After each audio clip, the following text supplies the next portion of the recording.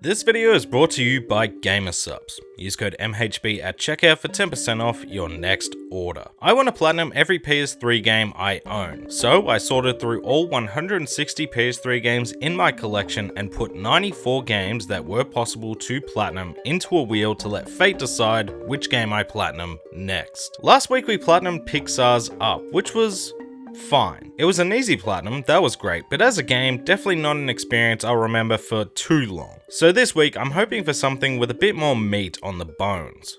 As always, if you do end up enjoying the content and want to see more like it, be sure to like the video, comment below any PS3 games you think I need to add to this Wheel of Fortune that isn't already there, and subscribe so you don't miss out on future videos. And with the YouTube pandering out the way, let's spin the wheel and see what we're platinuming this week. Alright, so last week we started the PS3 randomizer, and it gave us Pixar's Up, which, as a game, it was okay. As a platinum, by far the easiest on this entire wheel. So I'll take that because it means I get a good head start on whatever we could potentially get here. I'm not really aiming for anything in particular. There's a wide range of games at the moment. I don't want anything too crazy right now. Well, you know, let me ease into this a bit, but we get what we get. Don't get upset, and let's see what we're dealing with this week. There's such variety in here. It's really hard to be like, oh, I want this, no, but this. Okay, this is where I have to make a decision. I'm thrilled with this, by the way. I love the Ratchet Clank trilogy. I don't know how I'm going to deal with this. I'll explain. Maybe I do all three. Do I do all three in this video? Editor Jimmy, you can put a clown on me if I don't. I'm excited to play regardless. Okay, so this was a dilemma I didn't think I'd have to consider so soon. What am I doing with the HD collections? After some umming and ahhing, I finally decided that they needed a one-rule-fits-all approach. So I'm just going to tackle one game from each collection whenever the wheel lands on one of these games, and they'll stay on the wheel until the collection is complete. I went with this approach because while I could definitely platinum the Ratchet trilogy all in one video, then if I get the Metal Gear collection, I'd need to bring that same energy, and I just can't do that. So now if we get another collection in the future, you know what to expect across the board. But let's talk Ratchet and Clank. I love the Ratchet and Clank series. It was one of the first games I played on the PS2, and I immediately adored it. I loved the characters, the worlds, and the weapons. It felt like a natural step up from the likes of Crash and Spyro, and to this day, whenever a new Ratchet and Clank game drops, I am beyond excited. With that being said, I haven't played the PS2 Ratchet and Clank games in a very long time. Honestly, it might be close to 20 years ago at this point, which makes me feel ancient. So I was stoked to have the excuse to play it again and finally add another Ratchet Platinum to the collection because the only one I have so far is Rift Apart. So let's get the game off the shelf, pop it in the PS3 that is freshly clean now thanks to all the rude comments in the last video, and relive the good old days. You said it, pal!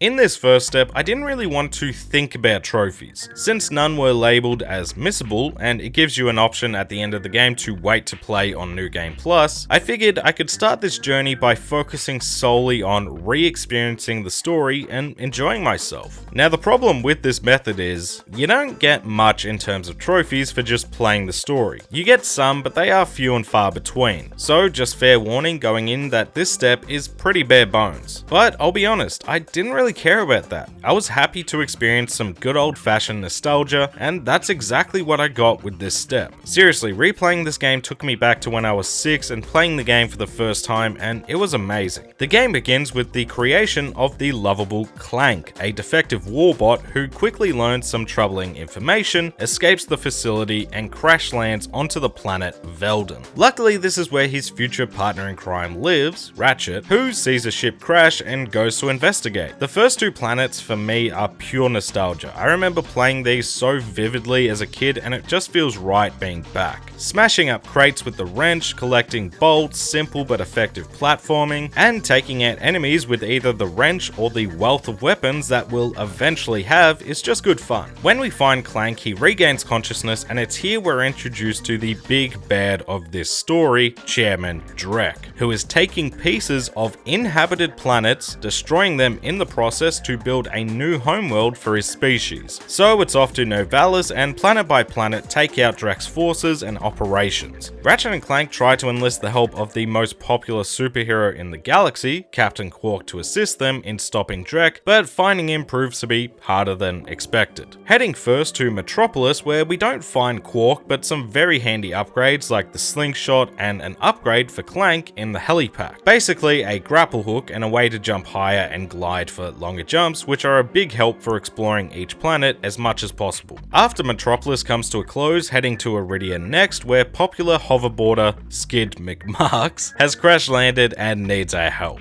In exchange for his safe passage through the horde of sand sharks, Skid gives us a hoverboard, and after further exploration, find another gadget, the Trespasser, which will help us unlock specific doors with these laser puzzles that, well, I'll be honest, I was terrible at it. Time to make our next stop, the logging planet of Eudora, which I really only bring up because it's where we finally grab our first trophy for finding the suck cannon, which I didn't find all that useful, but hey, I'll take a trophy since they're so sparse. Suck cannon. Oh, that's my first trophy. Very sucky. Nice. Well, we finally got our first trophy.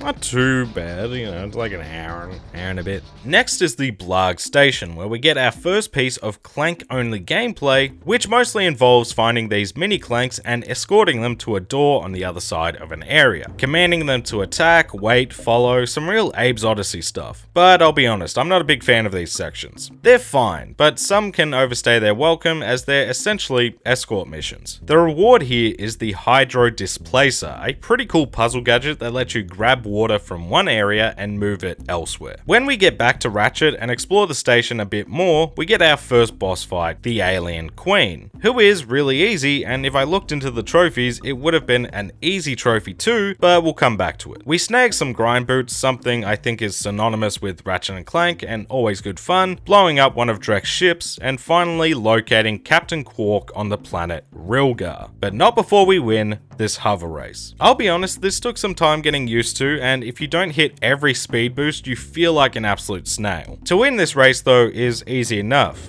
But again, we'll get back to this in the next step for the hard part. Okay, now for Quark, who sends us off to Quark HQ for hero training. But really, it's just a planet designed to try and kill us, and when that doesn't work, thanks to Clank being born yesterday, he doesn't realize Quark is a prick until the knife is well and truly in our back. Quark's been paid off by Drek and leaves us to die with this giant ogre who, as a boss, a lot tougher than the Alien Queen, but still not too bad if you keep your distance. Although this is where I really miss the lack of strafing. So now Ratchet and Clank are beefing, but they're both angry enough at Quark and Drek to keep the mission going of liberating more planets. By this point though, I think you get the idea, and we'll talk more about the planets in the next steps, so let's speed this up. We go from planet to planet, having fun, grinding rails, platforming, gathering bolts, and destroying the Blarg, their robots, and any other critters who get in our way. We pick up a bunch of gadgets along the way, from a pilot's helmet, jetpack, O2 mask, but most importantly for us trophy hunters, the Magna Boots.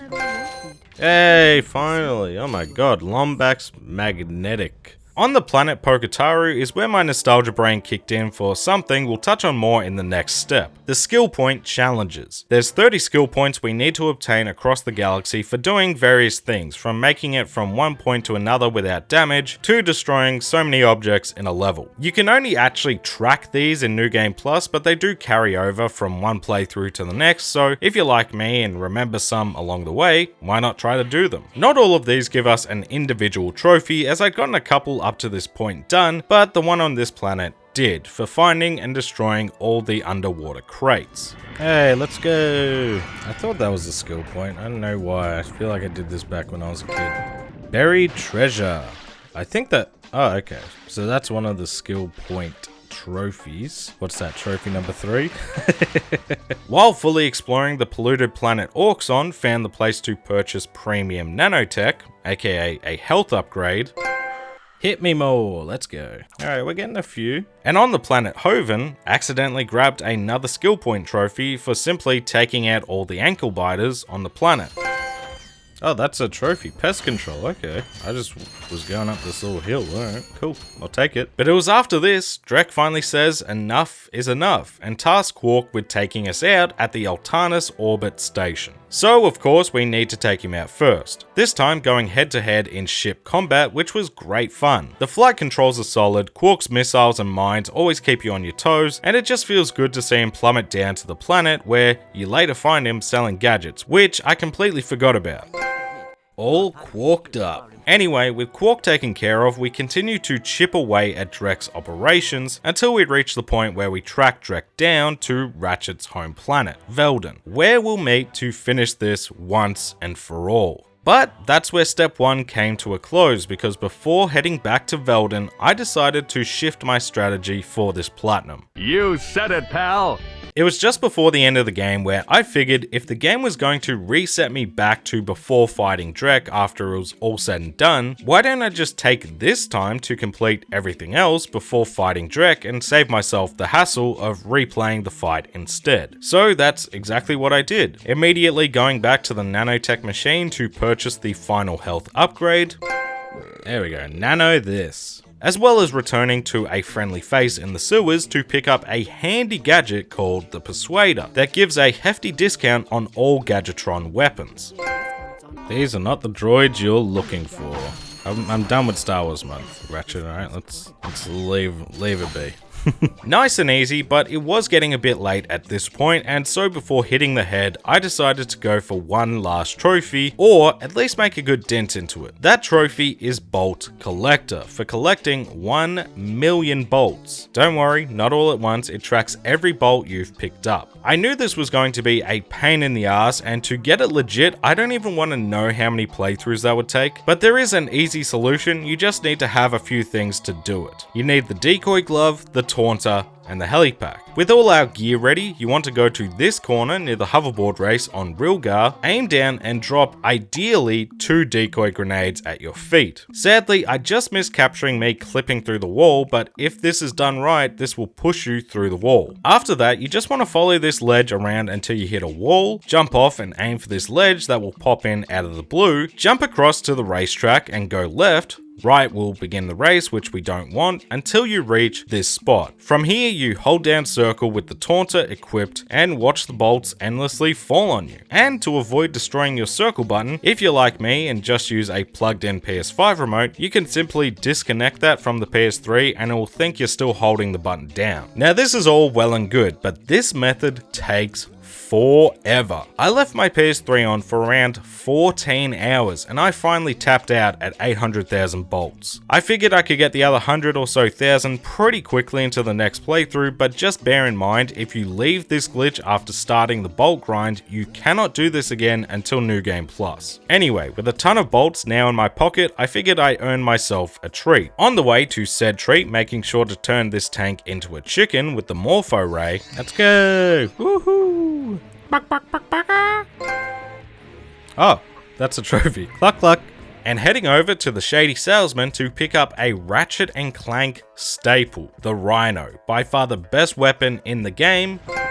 Ultimate Animal. And just for the hell of it, all the weapons I hadn't purchased yet from the Gadgetron store as well. There we go. Gadgets here. Alright, that's the quickest we've gotten, what was that, 3 trophies in a row. Love it. Now, all that was left was to head to each planet once again and find every golden bolt and complete all the skill point challenges too, and this is where the trophies start coming in hard and fast, just like me replaying this game. So let's speed through these because most are pretty self-explanatory. We destroyed a fighter jet on Novalis. Take aim. Alright, so that's the skill point for this planet done. Destroying the robot Quark and standing in between the legs of Al's RoboShack sign on Metropolis. Quark-tastic. Let's go. Making some good progress now that we're going for the actual skill points. Striker pose. Destroyed 3 transports on Iridia. Transported. Blew up 10 vehicles on Eudora. Ah, cool. Vehicle Bombardier. Defeated the alien queen with just a wrench, which, thank goodness, she respawns.